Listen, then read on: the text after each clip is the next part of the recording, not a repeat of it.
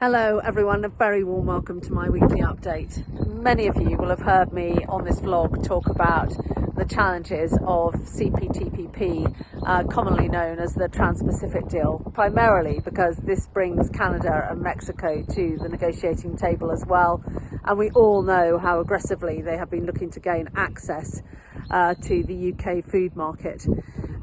It's fair to say that I think we are in a much better place than we were. I said in my conference speech, we have been watching this deal like hawks, and indeed we have for many long months now. But I had a call with Mark Spencer, the farming minister, this morning, who assured me that actually we really had been listened to this time. I know, for instance, last time they were talking about opening negotiations. This is under the Liz Truss administration at 100,000 tonnes on beef. That would have been disastrous as an opening gambit. I'm told that the TRQ is looking far more like 13,000 tonnes, which is much better. So we do look to have safeguard measures in sensitive sectors. Of course, the devil will be in the detail, and we need to get into next week to see exactly what this deal looks like. But it is the compounding factors of all of these deals, and I still go back to, if we hadn't liberalised on Australia, we would have been in a far stronger position than we are now. And the danger will come, I might add, as we go into the bilateral discussions with Canada and Mexico. Canada will, I'm told, be playing hardball. They really do want to get access, and quite honestly, it will be time for our government to play hardball as well. And really show us the colour of their money. I've listened time and time again to different prime ministers tell me that trade is going to be positive, and I've yet to see it. So now is the time. CPTPP looks better.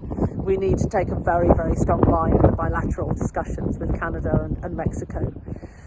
It's been quite a bit of time in Parliament this week for me. I was fortunate enough to give evidence to the House of Lords Committee on the future of the horticultural sector. They're looking at both ornamentals, the flower side and the edible side. I was really able to stress the point that this sector has huge opportunity for growth. We have just published our 10-point plan for growth, and I'm delighted to see that the interest they're taking. The closing question probably summed it all up, really. They said, what country in the world would I suggest they go to learn more? And I said, well, many will tell you to go to Holland, which has been a really collaborative venture of the government and the growers. But I would say go out and look at the businesses here. You won't find any better businesses in the world than the ones that we've got here. And you're just coming into the British season. We've got asparagus now coming into retail, and soon be berries as well.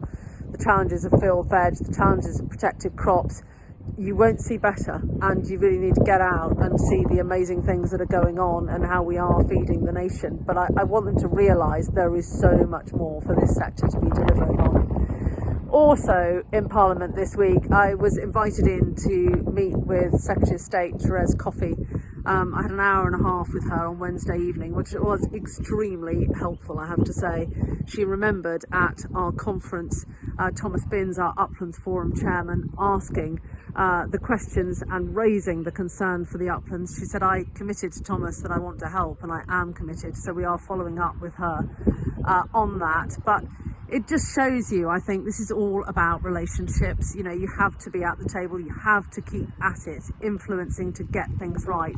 The SFI, as far as I'm concerned, is not good enough. It doesn't work as well as it should for grasslands, for the uplands or lowlands, for hedges. We've got a long way to go, and we've got to get this right. You know, we've got one opportunity, and there is much work to be done. So being a bit better in some places is not good enough. So look, I'm really hopeful that I am pressing at a far more open door, and there's a will to work with, and there is indeed a lot of work to be done. Just very briefly, in other news, they've just appointed a new chief executive of the Environment Agency. So Phil Duffy has been appointed to replace James Bevan. I had Alan Lovell out here not so long ago, the new chairman, and of course there's a critical relationship for us on your behalf. So as ever, whirlwind trip through. I hope wherever you are, you're well, and please do take care. Many thanks.